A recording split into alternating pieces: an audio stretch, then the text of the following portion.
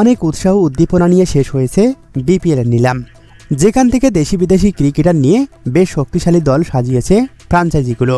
শর্ত অনুযায়ী আনলিমিটেড বিদেশি ক্রিকেটার সাইন ইন করতে পারবে অংশগ্রহণকারী 6 দল। তারই ধারাবাহিকতায় এবার বিপিএল কাঁপাতে আসছেন আরও 4 মারকুটে ব্যাটার। কারা সেই 4 মারকুটে ব্যাটার, কে খেলবেন কোন দলের হয়ে? এই তালিকায় প্রথমে আছে গত আসরে ফরচুন বরিশালের হয়ে খেলা কাইল ম্যাটস ও ডেভিড মালান, যারা এবারের বিপিএল মাতাবেন রংপুর রাইডার্সের হয়ে। খুব শীঘ্রই তারা পা রাখছেন বিপিএলের মাঠে।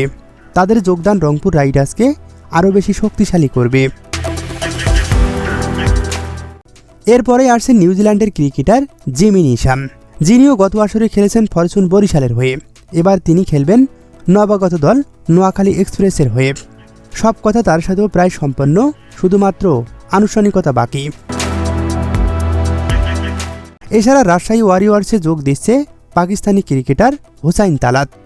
এর বাইরেও বেশ কয়েকজন বিশ্ব ক্রিকেটে ঝড় তোলা ক্রিকেটার আসছে বিপিএল মাতাতে।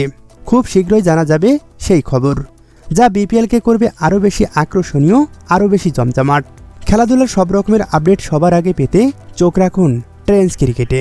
ধন্যবাদ।